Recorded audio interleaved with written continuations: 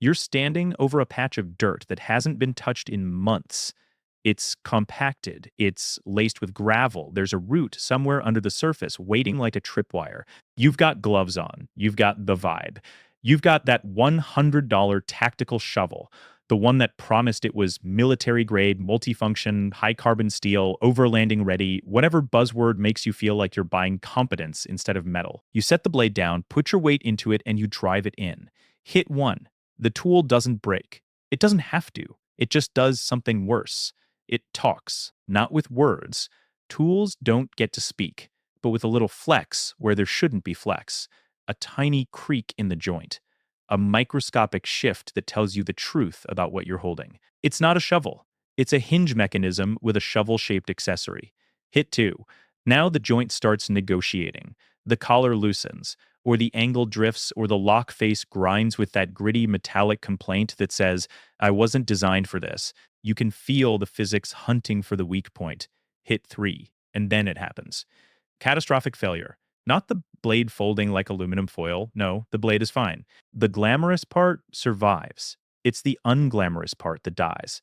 The hinge, the pin, the collar, the thin threaded section that was asked to do the job of a solid shaft. The tool snaps the way cheap folding chairs snap when a confident adult sits down like it's a real chair. A loud, humiliating crack. A $100 lesson in leverage. And here's the part that makes people mad. You pick up the $5 garden spade, the one nobody makes. Tactical.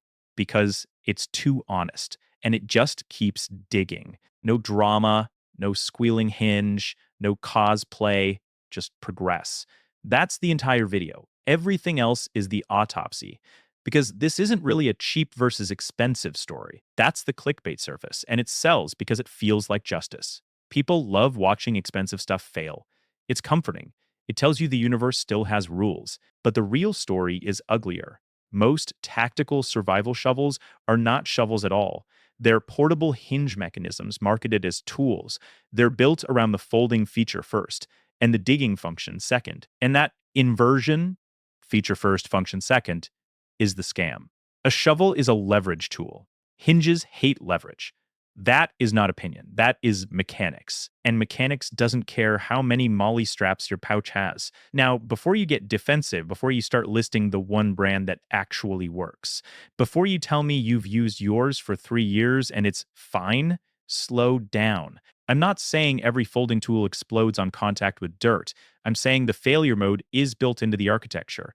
The hinge is a deliberately installed weak point. And digging is the kind of work that seeks weak points, the way water seeks cracks in concrete.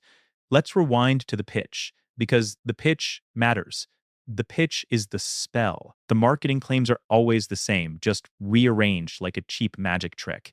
Military grade, mil spec, aerospace aluminum, high carbon steel. Multi-tool, shovel plus pick plus saw plus hoe. And then the closer, compact for bug out, off-road overlanding, paired with a lifetime warranty that quietly assumes your lifetime ends before the hinge does. The most effective part isn't the metallurgy, it's the identity. This shovel isn't sold as a tool, it's sold as proof. Proof that you are the kind of person who is ready, proof that you belong to the tribe that sees the world for what it is, fragile, chaotic, one supply chain disruption away from panic. And the moment you buy identity gear, your brain turns off the part that asks boring questions like, where does the load go? You stop shopping like an engineer and start shopping like a fan. The multi-tool pitch is the next layer of hypnosis. If it does 7 things, it must be worth $100. That sounds logical until you say it out loud, because in real life, does 7 things usually means does 1 thing badly and 6 things dangerously. If you've ever handled a cheap multi-tool pliers where the jaws twist, the lock slips, and the screwdriver bit rounds instantly, you already understand the pattern. Complexity is not capability. Complexity is more interfaces. Interfaces are where things fail. And that's the villain of this story, the folding mechanism itself, the joint, the locking collar, the pin, the ears on the blade, the threads, the thin-walled handle tube.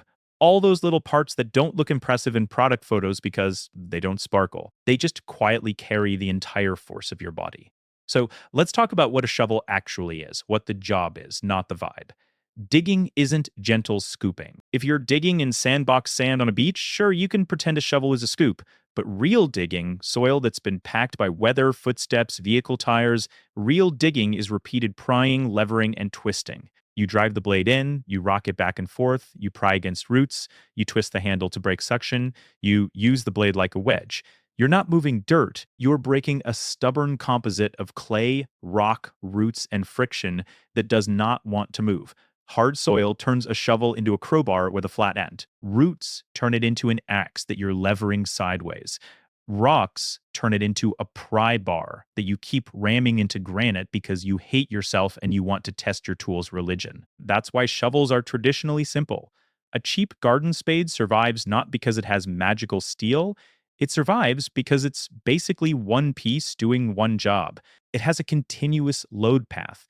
When you push, the force goes through the handle into the blade without routing through a miniature mechanical puzzle. Folding shovels, especially the tactical multi-feature ones, don't have that. They have discontinuities. They have a point where the load has to jump through hardware, a pin, a lock face, a collar, threads, and every time load jumps across an interface, it concentrates. Here are the three loads that destroy folding shovels.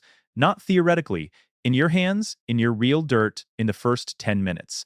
The first is shear load at the hinge. Picture the blade as a lever arm. The moment you pry, the blade wants to rotate relative to the handle. On a fixed shovel, that rotation is resisted by the continuous structure of the handle and socket. On a folding shovel, the hinge pin takes that fight. That tiny cylinder becomes the whole front line. The blade rotates, the pin resists, and the force becomes shear, like scissors closing. If the pin is undersized, if the steel is soft, if the bearing surfaces deform, you get bending, ovalized holes, and then sudden failure. The second killer is the bending moment at the lock collar. This is the one people don't respect because it feels secure when you tighten it. But the handle is a long lever arm. The longer the handle, the more torque you can generate with the same effort. That torque doesn't magically vanish. It gets dumped into whatever is holding the blade rigid. On a folding shovel, that is usually a collar and some lock faces. Thin collar walls crack, cast parts fracture, threads stretch. If you've ever snapped a cheap ratchet handle at the head, you've seen bending moment in action. The third is torsion, twisting. The thing you do unconsciously when the blade is stuck and you don't want to bend down and use your hands, you twist the handle like you're wringing out a towel. That torsion attacks threads and lock interfaces. Dirt gets into those threads. Grit becomes grinding compound. Fine threads strip, lock faces round off. Then your tight tool becomes a loose tool. And a loose tool under load is a demolition device pointed at your knuckles. Now notice what I didn't say. I didn't say cheap materials. I didn't say China. I didn't say you should have bought the better one. Because even when the steel is good, even when the marketing is honest, leverage still does what leverage does. The weak point is the architecture. That's why the punchline lands so hard. A cheap garden spade survives because it's one piece plus one job. It isn't brilliant. It's just not trying to be a folding robot. And that brings us to the forensic part, the broken in 3 hits moment, the autopsy you do after the snap, when you hold the broken tool and realize you didn't break a shovel, you broke the hinge. There are a handful of common folding e-tool failures, and once you've seen them, you'll never unsee them. Some tools crack at the locking collar, especially if it's thin-walled or cast. Some bend or shear the hinge pin. Some strip threads where the joint tightens. Some tear the pivot ears on the blade. Thin stamped tabs that were never meant to be a structural foundation. Some ovalize the handle tube, thin aluminum that deforms under leverage until everything misaligns and then collapses.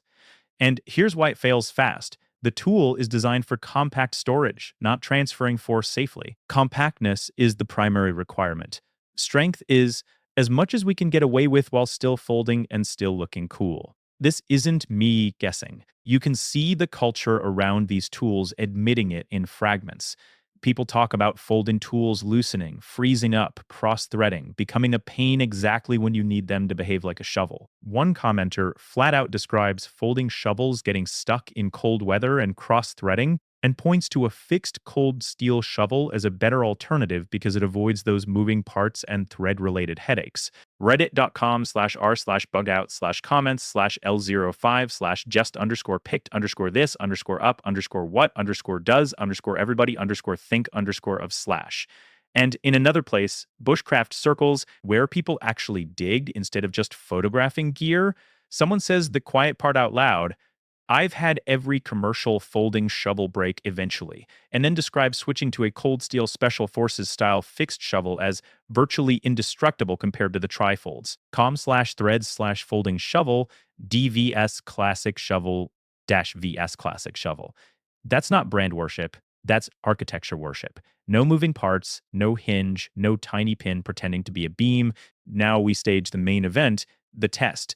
Not because a test is the ultimate truth, but because it's the fastest way to make the truth visible. The setup matters. You want a medium that isn't forgiving, compacted dirt with rocks and roots, because that's reality. The moment you need a shovel in a survival context, it's not to sculpt a Zen garden. It's to dig a drainage trench in bad weather, to clear a fire pit in frozen ground, to dig out a vehicle, to build a shelter platform, to bury waste, to expose a stuck tire, to dig a hasty hole because your brain is screaming for cover. Dirt, when it matters, is never friendly.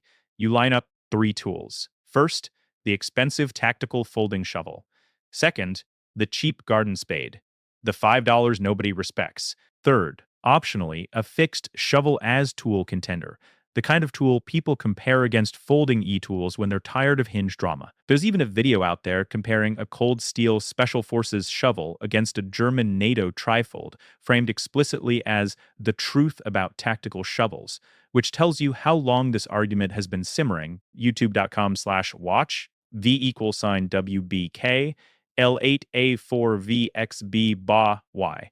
Your rules are simple. Same operator, same soil, same angles. You count hits, not because the number is scientific, but because it's cinematic honesty. Hit 1, hit 2, hit 3. The tool doesn't get to hide behind vague impressions. Hit 1 is where you show flex. The expensive tool creaks at the joint. People watching might shrug. So what? But the flex is evidence that load is being absorbed by deformation at the interface rather than distributed through a solid structure. Flex is fatigue's opening statement. Hit 2 is where loosening shows up. The collar slips a fraction, the blade angle shifts, the lock face grinds, dirt gets into the threads. Suddenly, you're not digging, you're tightening. That's the secret tax of folding tools. Maintenance in the middle of labor. Hit 3 is the snap, and you don't have to exaggerate it. The moment speaks for itself. The hinge fails, or the collar cracks, or the ears tear, or threads strip. The tool becomes 2 pieces of disappointment. Then the camera goes to the $5 spade. Same dirt, same operator. It bites and keeps going. No mechanism to negotiate with, no lock to retighten, no hinge to shear. It's not elegant, it's just honest. To make it feel like a real investigation instead of a stunt, you add secondary tests. The kinds of stresses real digging puts on tools even when you don't mean to. Root pry test. Wedge under a root and lever. Side load test. Push the blade sideways like you do when you're clearing a trench edge and you're impatient. Lock contamination test. Pack grit into the lock, tighten it, and see if the mechanism still behaves. Because in the field, everything is dirty. Cleanroom testing is how bad tools survive product reviews. Now comes the part that makes people furious. Price didn't save it. You hold up the broken $100 tool and you point to where it failed. Circle it. Zoom in. That failure location is the tool's confession. It's the place where the designer had to compromise because the product requirement was folds up small, not survives leverage. If the collar cracked, you're looking at thin wall thickness or a casting that couldn't handle cyclic stress. If the pin bent, you're looking at a pin asked to behave like a beam. If the thread stripped, you're looking at fine threads exposed to dirt and torque, an inevitable death spiral. If the pivot ears tore, you're looking at stamped tabs pretending to be structural lugs. And the lesson is brutal. This isn't bad luck. This is design limit. It's not a one-off defect. It's a load path that doesn't want to exist. There's a revealing genre of content that accidentally admits this: repair videos. The fact that entrenching tool repair is its own topic tells you the hinge is a maintenance item, not a permanent structure. There's literally a video titled Ames Entrenching Tool Repair, focused on repairing a folding military shovel hinge, because those joints wear, loosen, and fail in the real world. youtube.com/watch. FPF underscore AOW0K4. If your survival tool is something you plan to repair later, you didn't buy a survival tool. You bought a project. So here's the line that lands, and it lands because it's true. They didn't sell you a shovel. They sold you a hinge with a shovel attached. Now, the point of this video isn't to dunk on people. The point is to stop you from buying liabilities. Because in the real world, gear failure is never just gear failure. It's time loss, energy loss, heat loss, morale loss. And sometimes it's injury. A shovel isn't a fashion accessory, it's a work amplifier. If it fails, you don't just not dig, you dig with your hands. You dig with a stick. You dig with a rock. You do it slower, colder, angrier. And if you're digging because you need drainage before a storm hits your shelter or because you need traction under a tire before night falls, slower isn't an inconvenience. It's a risk multiplier. So, what should you buy instead? If you need a shovel to dig, real digging, not I want something that looks cool on my pack, the highest reliability is the most boring answer on earth: a one-piece spade or garden shovel. Fewer joints, fewer failure points, a continuous load path. That $5 spade becomes the hero not because it's perfect, but because it's structurally honest. If you need compactness, because you're stowing it in a vehicle kit or you're constrained by space, then you're in compromised territory. Surplus/issue style trifold e-tools can be a better bet than flashy multi-tool tactical designs, but even there, people warn that hinge strength varies and not all trifolds are equal. Entire discussions exist about the quality variation and the issue versus not really issue problem.usmilitaryforum.com/forums/index. PHP/topic/54341 trifold USGD shovel / the hinge is still the hinge. You're just betting on better execution. If you're going to say mil-spec, say it like it means something specific, not like it's a spell. One surplus retailer listing for a used GI trifold shovel explicitly cites a military specification, MILLI43684A, and includes details like an NSN and that it's made by Ames, McGuire-Army-Navy.com/products/GI trifold entrenching tool used. That's closer to what mil-spec is supposed to be, a defined requirement, not a mood. And if what you really want is a shovel that can take abuse, then you want a fixed design that treats the shovel like a tool, not a transformable toy. That's why in Bushcraft/survival circles, the fixed Special Forces shovel style gets recommended as a tough alternative to folding tools, specifically because moving parts are the failure point. com/threads/folding shovel, DVS classic shovel. 343 KPTS 760/. There are even detailed reviews praising that style for versatility and construction choices like a replaceable handle and simple build, while calling out folding shovels as ergonomically compromised and mechanically weaker. com/2022/06/14/cold steel special forces shovel for review way more than a shovel.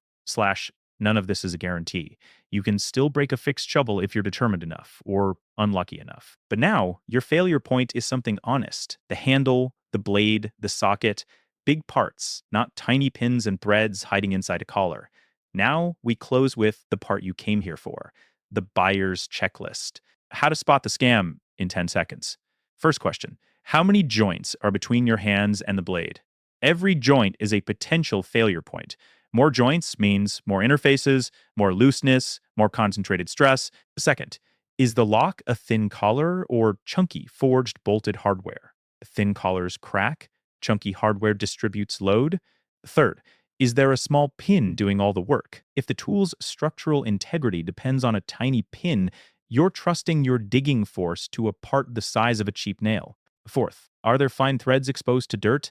Threads plus grit equals stripping, seizure, cross-threading, and sudden loosening.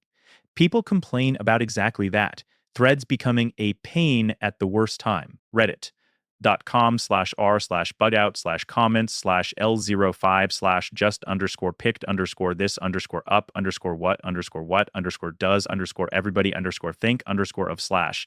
Fifth, does it rely on multi-tool features to justify the price? If the pitch is shovel plus saw plus pick plus bottle opener plus That's often a sign the core job digging was sacrificed to sell you versatility theater. Sixth, can you replace the failure part in the field? If the hinge pin bends or the collar cracks, do you have a realistic path to repair? Or does the tool become dead weight instantly? If the answer is dead weight, it's not a survival tool. It's a liability with marketing. And now the uncomfortable reflection, the part that makes people either smarter or angrier. A lot of modern preparedness is retail therapy in camouflage. It's buying the feeling of being capable instead of building capability. It's confusing ownership with skill. But there's a deeper trap than that. It's confusing complexity with readiness. People assume the more features a tool has, the more problems it can solve. In reality, every feature is another way for the tool to betray you under load. The world doesn't reward vibes. The world rewards load paths. When things go wrong, when you're cold, tired, rushed, your gear doesn't get to be mostly fine. It either transfers force safely or it fails and turns your time into waste.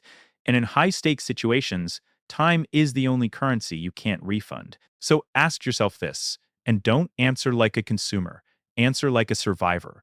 When you buy tactical tools, are you buying function or are you buying a story about yourself? Because the dirt doesn't care about your story. The dirt only cares where your weak point is.